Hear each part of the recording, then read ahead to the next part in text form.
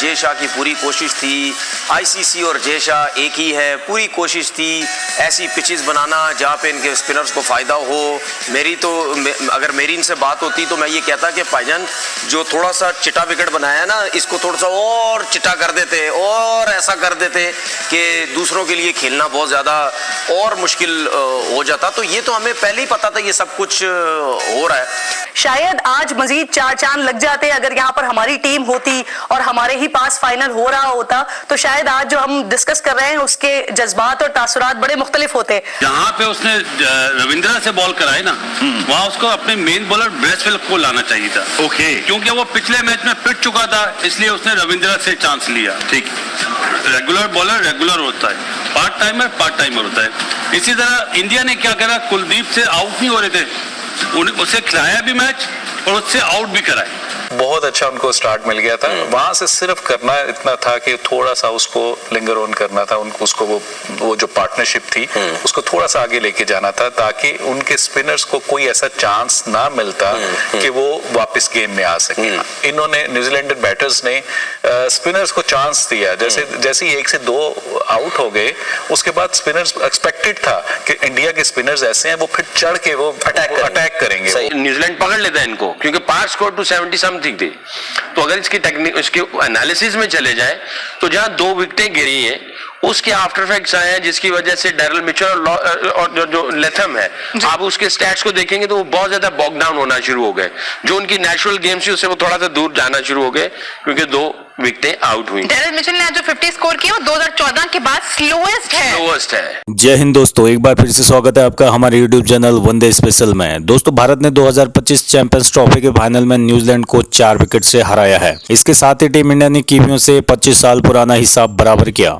भारत ने 12 साल बाद एक बार फिर आईसीसी चैंपियंस ट्रॉफी का खिताब अपने नाम किया। फाइनल में पहले खेलने के बाद न्यूजीलैंड ने 251 रन बनाए थे। जवाब में टीम इंडिया ने 49 ओवर में 6 विकेट पर 254 रन बनाए। भारत के लिए कप्तान रोहित शर्मा ने सबसे ज्यादा 76 रनों की पारी खेली, वहीं केएल राहुल 34 रनों पर नाबाद लौटे।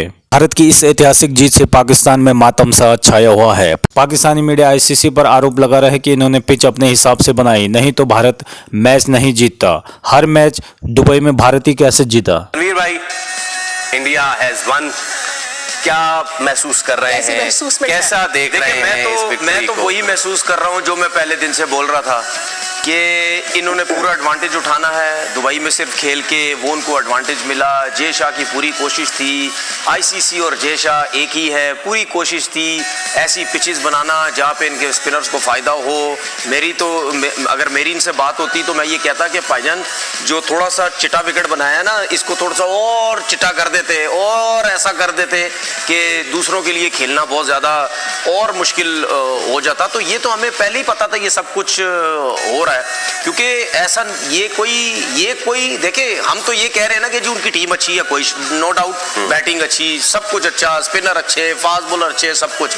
कहीं ना कहीं हमें एक चीज नजर आती है कि कहीं ना कहीं फास्ट बॉलर का वीक एरिया तो हमें नजर आता था ना, लेकिन दुबई के अंदर फास्ट बॉलर को कौन कवर कर रहा था? इनके 4 स्पिनर जी, 2 स्पिनर खिलाए जाते थे, 4 स्पिनर। मैंने थोड़े आज स्टैट्स निकलवाए सर, बताएं। पाकिस्तान के अंदर जितने भी मैचेस खेले गए, ज्यादातर कितने रन बन रहे थे? 300 प्लस, 300। अब ये इंडिया बांग्लादेश का मैच हुआ, 228 रन बने सिर्फ, ठीक है। चेज कितने पे हुए? 47 ओवर में। उसके बाद इंडिया पाकिस्तान का मैच हुआ, 241 रन बने, चेज कितने में हुए? 43 ओवर में। उसके बाद इंडिया न्यूजीलैंड का मैच हुआ, 249 रन पहली इनिंग में बने और चेज हुए 46 जो है ओवर्स में। ऑस्ट्रेलिया के खिलाफ 264 हुए, चेज हुए 49 ओवर में। ये सारे इंडिया की मैचेस है। और आज भी देख लें, 251 चेज हुए 49 ओवर्स में। अब मुझे ये बताएं कि ये कौन सी मेहनत करनी पड़ी रोहित शर्मा को, इतनी क्या प्रेशर उसके ऊपर आया कि भाई मतलब यानी वो हमें नजर आया किसी भी मैच में वो पैनिक होता हुआ नजर आया? नहीं है। पैनिक कहां पे होता? पाकिस्तान में। यहां पे आते नो डाउट हमें ये पता था, जरूर पता था कि ये टीम ऐसी है, ये 400 भी मार सकती है, लेकिन कम से कम ये भी जरूर पता था कि यहाँ पे स्पिनर्स का बॉल जो है वो बल्ले पे बहुत अच्छा आ रहा था, रुक के नहीं आ रहा था, ब्रेक भी इतना ज्यादा नहीं हो रहा था।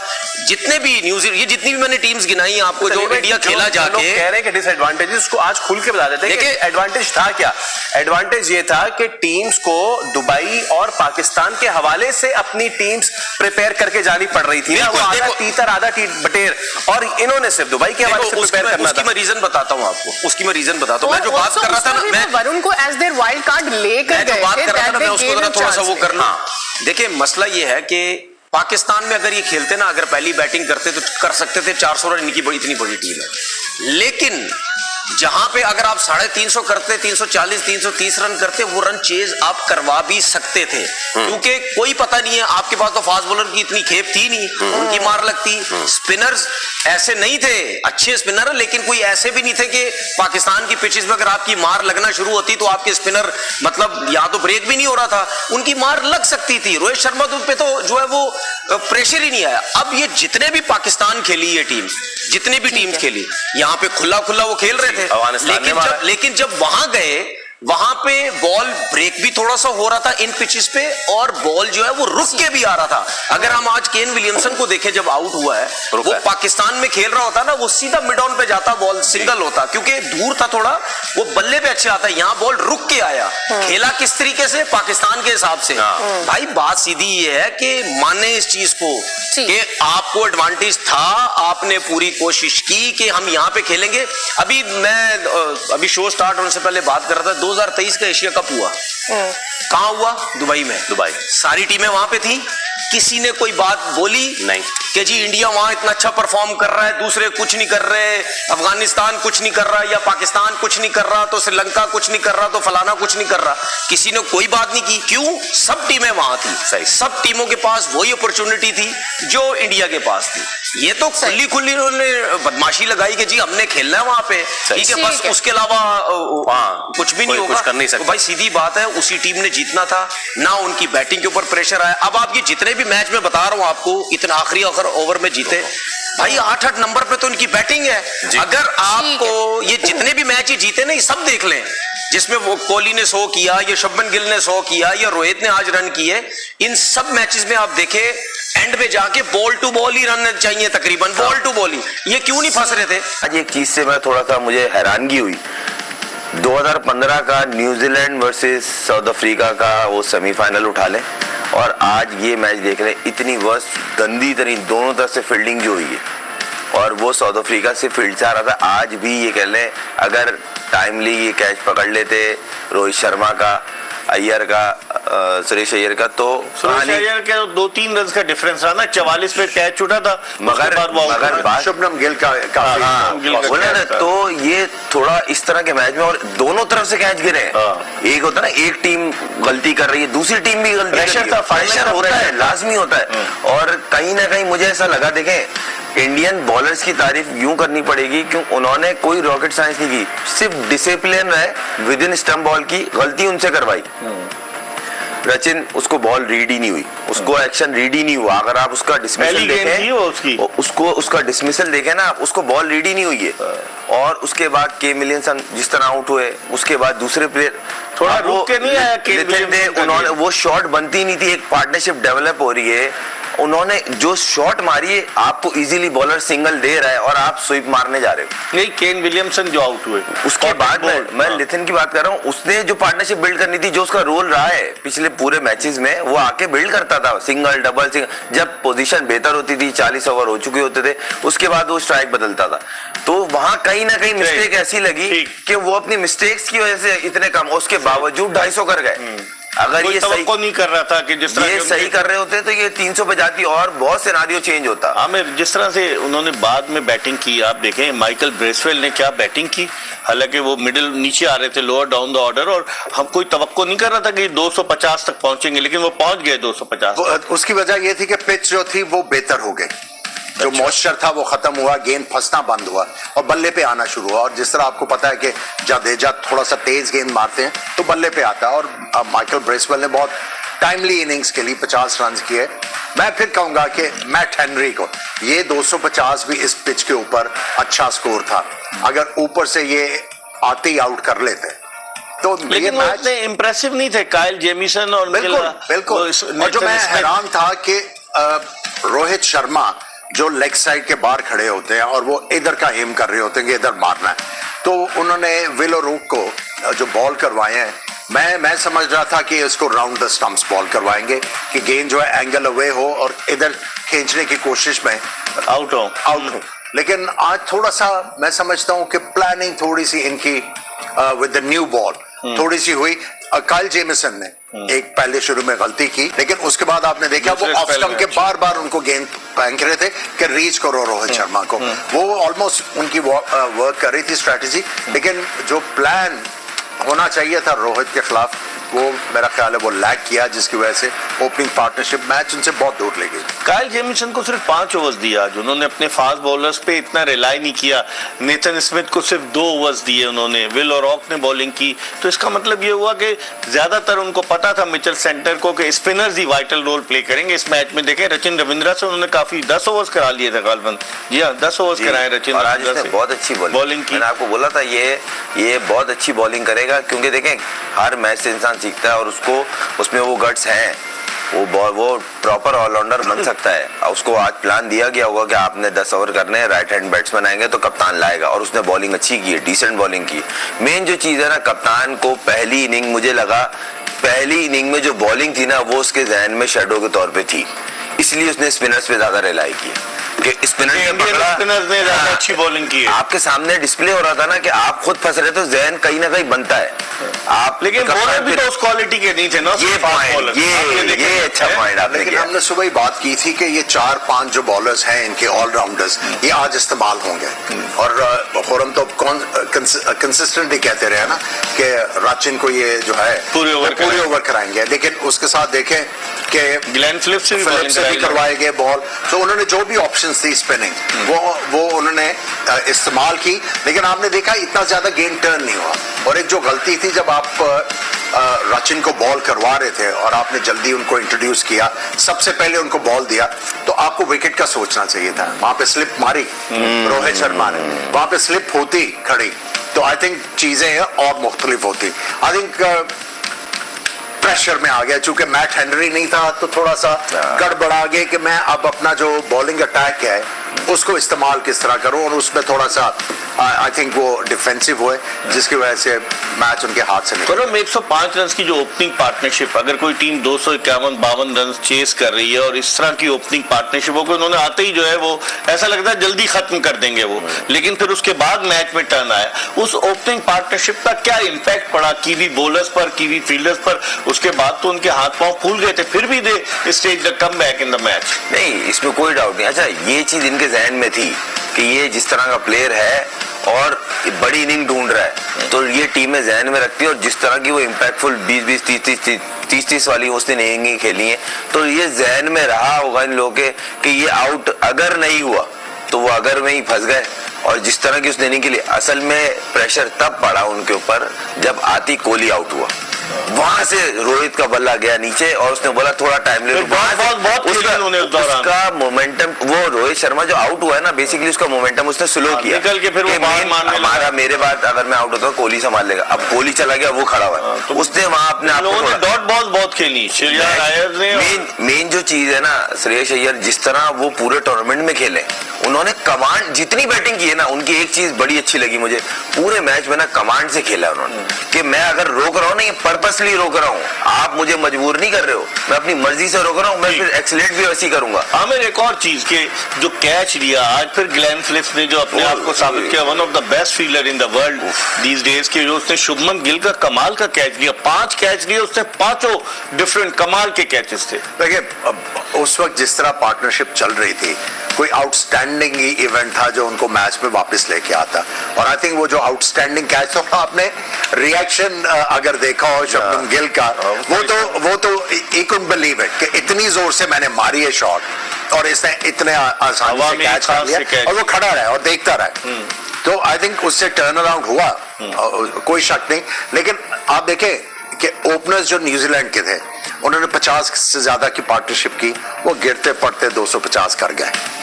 इनकी पार्टनरशिप 100 की थी। उसके बाद नहीं फंसे नहीं, एक टाइम पे आके जो आप पीरियड का बात करें उसमें बॉलिंग अच्छी हुई, रन बॉल हो गया था 5-6 ओवर में आखिरी एकदम से ना उन्होंने फील करना शुरू किया कि हम मैच में वापस आ सकते हैं। आपके ख्याल में आज के मैच का सबसे बड़ा टर्निंग पॉइंट क्या था?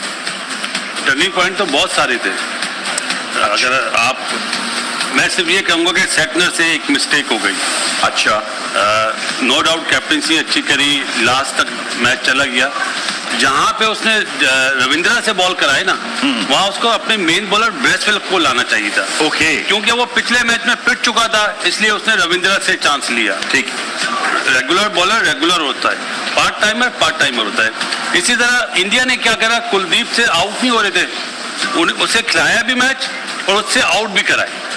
तो ये वो फैसला था जो मेरे हिसाब से आज का टर्निंग पॉइंट था। कामरान भाई, टॉस जीतकर ये जो फैसला किया, ये सही किया उन्होंने? बिल्कुल सही किया, और अच्छा। स्टार्ट भी अच्छा मिल गया था, 57 रन की पार्टनरशिप भी मिल गई थी 8 ओवरों में। लेकिन उसके बाद जो 10-10 रन के बाद विकेट गिरती गई ना, वहाँ वो टर्निंग पॉइंट मुझे लग रहा है। उसके बाद ड्राइविंग सीट पे आ नहीं पाए वो, ड्राइविंग सीट पे आ नहीं पाए। फिर नीचे से आके ब्रेसवेल ने जो 50 रन किए, उसकी वजह से 250 रन हो गए, नहीं तो 210-220 रन ही कर रहे थे। डैरन मिचेल ने टाइम बहुत लिया, बहुत डॉट बॉल खेले हैं, लेकिन आपको फिर जब ऐसी टीम के खिलाफ खेलना होता है 250 रन करके नहीं आप जीत सकते। आपको जाना चाहिए था 270 280 तक, जैसे ब्रेसवेल खेला ऐसे वो डैरन मिचेल खेलता तो मेरे ख्याल से ये 280 के रन कर लेने थे। लेकिन क्रेडिट गोज टू इंडियन, जैसे उन्होंने बॉलर्स को यूटिलाइज किया, जैसे वरुण ने आके ब्रेक थ्रू दिलवाया, कुलदीप यादव ने जैसे आउट किए हैं, बड़ी जबरदस्त बॉलिंग की है, टीम इंडिया को वापस गेम में लेके आए। उस टाइम पे तो ऐसा लग रहा था कि 300 का स्कोर बोर्ड लग जाएगा, फिर बड़ा मुश्किल हो जाएगा। लेकिन बॉलर्स यही खासियत है, आप जब बॉलिंग पूरी कंप्लीट खिलाते हैं ना तो आप कमबैक कर जाते हैं। जितनी मर्जी बड़ी टीम हो, ब्रेक थ्रू मिलता है, पार्टनरशिप ब्रेक होती है तो गेम में वापस आ जाते हैं। तो मेरे ख्याल से यही चैंपियंस टीम बनने की निशानी है कि उन्होंने बॉलिंग लाइनअप पूरी खिलाई है, कंडीशन के मुताबिक जो 4-4 स्पिनर्स खिला रहे थे उन्होंने मैच बना के दिया। शाहिद भाई, जैसे आपने कहा था कि वो बहुत ठंडा ठंडा खेलते हैं, तो आज पूरी उनकी इनिंग्स में थोड़ा यही नजर आया कि जरा आराम से, तो हम जैसे आपने बात की ज्यादा बिल्ली चुरा लेते हैं, तो उसी हवाले से आज केन विलियमसन जो हैं वो अच्छा खेल नहीं पाए, थोड़े नाकाम रहे। लेकिन क्या कभी उन्होंने बड़े मैचेस में बहुत अच्छा खेला भी है? नहीं, वो खेलते हैं बड़ा।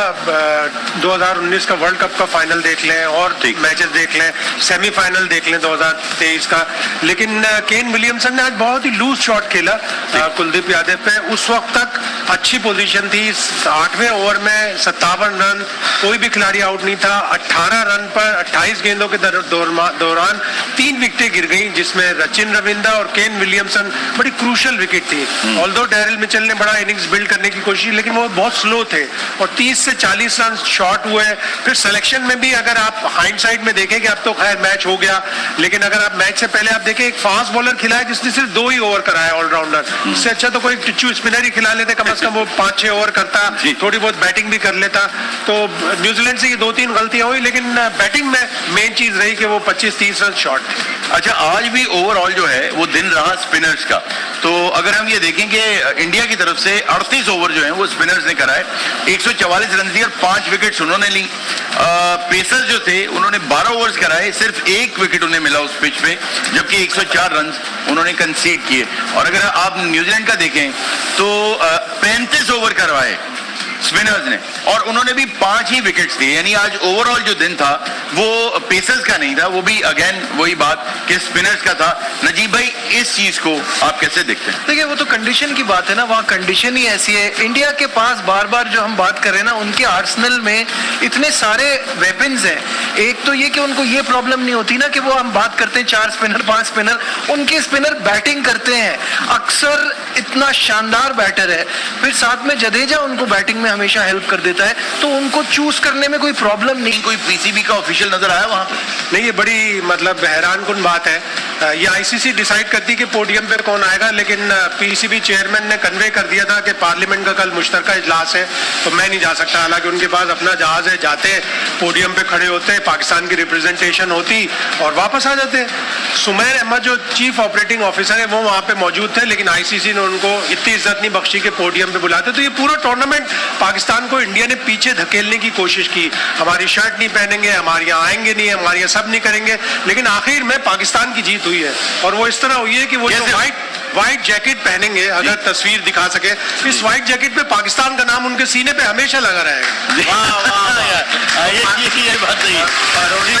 इसी बहाने वो पाकिस्तान को एज अ दर्जी जरूर याद जो 23 मैचेस आपने दिखाए, जो 23 मैचेस दिखाए हैं, 22 वो जीते हैं, वो सारे दुबई में नहीं जीते।